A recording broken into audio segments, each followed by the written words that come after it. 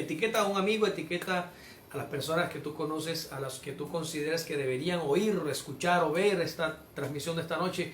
Etiquétalo, coloca su nombre en uno de los comentarios o comparte este video en tu Facebook, en tu WhatsApp, en tus estados, compártelo, porque creo que va a estar interesante esta noche también el tema de la predestinación.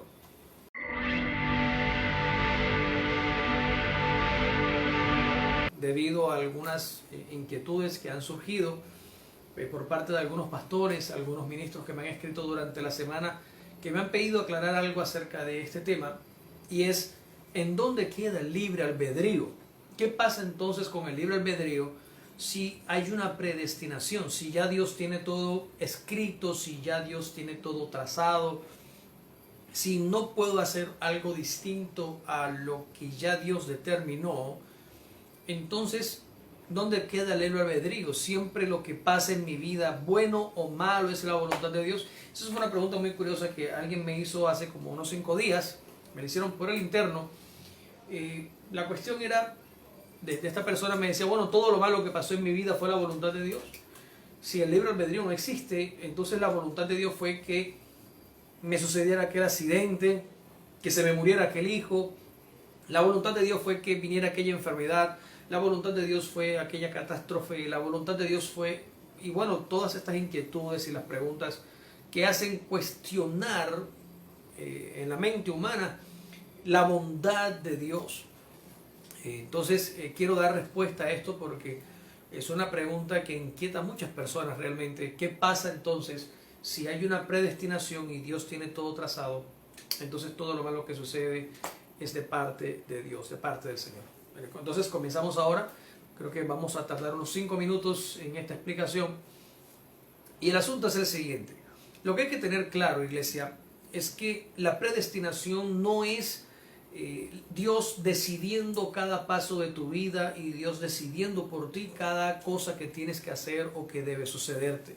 Ese es un error del pensamiento humano, creer que todas las cosas que me suceden a mí, ejemplo, una enfermedad, un despido, un amor, un desengaño, un robo, un asalto, un atraco, una enfermedad, una catástrofe, una calamidad familiar, pensar que Dios predestinó para que todo esto me sucediera a mi vida a nivel particular, a nivel personal, y todo eso meterlo dentro de la voluntad de Dios, es un error.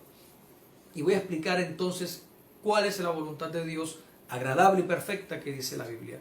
La voluntad de Dios agradable y perfecta, según la Escritura, es hacer su voluntad, precisamente, valga la redundancia. Él quiere hacer lo que Él desea, y lo que Él desea en su plan es reinar y estar con la humanidad que Él decidió crear para que reinara con Él. Ese es su plan. Cuando Él decide esto, cuando Él decide crear a la humanidad, y esto ya lo explicamos en el primer episodio, Él pudo ver todo el desarrollo cronológico de la humanidad desde la creación hasta el día en que se termine esta historia en esta tierra. Él la pudo ver, y el propósito de Él lo ejecutó revelándose a la humanidad, manifestándose al hombre, llevando al hombre a la fe en Cristo en la cruz del Calvario, luego revelándose por su Espíritu Santo para que las personas creyeran en Él y salvando a la humanidad del pecado. Por eso dice la Escritura en 1 Timoteo capítulo 4 verso 10 que Jesús es el Salvador de todos los hombres, mayormente o principalmente de los que creen. Él muere por toda la humanidad en su propósito de salvarla. Fuera de eso, fuera de esa voluntad divina, como ya vimos en Juan capítulo 6, que la voluntad de Dios es que todos conozcamos al Hijo, que conozcamos a Cristo Jesús. Esa es su voluntad. Cuando Él desarrolla ese propósito único, ese propósito magnífico de revelarse y darse a conocer a la humanidad, todas las demás cosas que suceden alrededor de una persona y de la otra no tienen que ver en lo absoluto con el propósito de Dios. Son cosas que pasan de manera fortuita, de manera aleatoria, debido a las decisiones que algún día se toman o que nosotros tomamos cada día. Esas decisiones van moldeando y van forjando el camino que nos lleva de manera inexorable por donde vamos andando.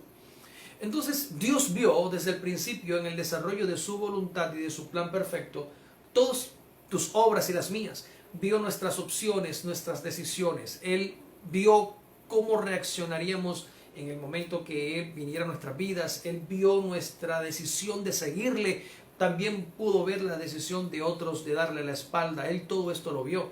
Pero todo esto sucedió en ese tiempo eterno, antes de la creación de todas las cosas, en donde Dios, como un ente que no hace parte del universo, que está por fuera de toda ley universal, Él pudo ver en el mismo instante toda la historia de la humanidad, absolutamente en todos los aspectos.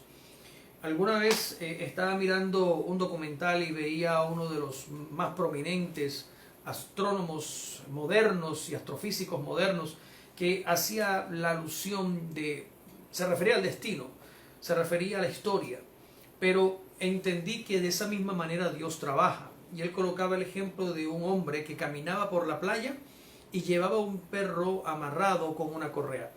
Y él iba caminando y el propósito de ese hombre era llegar del punto A al punto B en línea recta. Pero el perro que iba con él, con la correa larga, iba aquí, iba allá, jugaba un rato, se quedaba atrás, se adelantaba, luego él lo jalaba. Y al final, el camino del hombre, de sus huellas, era un camino recto. Y el perro que él lo llevaba en su decisión y en su deseo de ir del punto A al punto B, el perro hizo lo que quiso, fue allá, vino aquí, llegó, jugó, se resbaló, se quedó, hizo todo lo que un perro normalmente hace cuando lo sacas a pasear, pero finalmente llegó al punto donde él lo quiso llevar porque ese era su propósito. El punto es que el perro nunca caminó exactamente sobre las pisadas del amo. Él caminó al lado y fue siempre llevado por el deseo y el propósito del amo, pero él iba haciendo lo que quería, pero al final cumplió el propósito por el cual él lo llevaba amarrado. De esta manera, nosotros, los seres humanos, estamos atados a la gracia de Dios, estamos atados al amor de Dios para terminar en el lugar en el que Él decidió que termináramos, en el que Él nos escogió para terminar. Y durante ese recorrido vamos, venimos, entramos y salimos, pero terminamos siempre en el mismo lugar en donde Él nos vio que terminamos hace mucho tiempo. De igual forma, los que nunca lo aceptaron harán todo lo que quieran para un lado y para el otro, y al final terminarán en el mismo lugar en donde tienen que terminar, en ese mismo lugar donde Dios los vio antes de la creación. Desde esta perspectiva, creo que un poco más clara, todos nosotros los seres humanos tenemos un libre albedrío en el instante, hoy, digamos, yo puedo decidir qué hacer en mi mente, pero realmente yo no estoy decidiendo qué hacer, porque ya lo que hoy hago, ya Dios vio que lo hice en su eternidad, y por lo tanto, de manera inexorable, yo no puedo hacer algo distinto.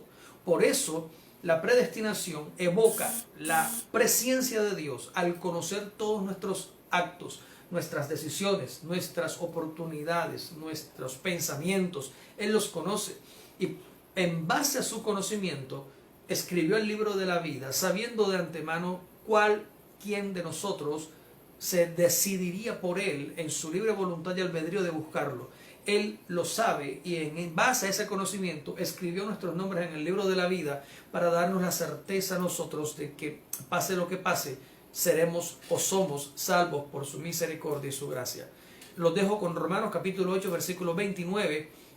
Vamos a leer el versículo 29 del capítulo 8 de Romanos y con esto cierro este tema de la predestinación, abierto para sus preguntas que ya deben estar escribiendo, para que nos demos cuenta que Dios, todas estas cosas que hemos compartido hoy, lo que hemos vivido, lo que estamos viviendo y lo que viviremos mañana, para Dios ya concluyó, ya terminó. Esto no está pasando, ya pasó en el tiempo de Dios, ya Dios lo vio terminar y ya Dios hizo lo que quería hacer. Nosotros solamente estamos viviendo el instante en nuestra existencia de algo que ya pasó hace mucho tiempo. Adelante, Romanos 8:29. Porque a los que antes escogió, también los predestinó a ser conformados a la imagen de su Hijo, a fin de ser Él primogénito entre muchos hermanos. ¿Ya? ¿Qué más sigue? Verso 30. Y a los que predestinó, a estos también llamó. Y a los que llamó, a estos también declaró justos. Y a los que declaró justos, a estos también glorificó. Ahí está. Todo terminó.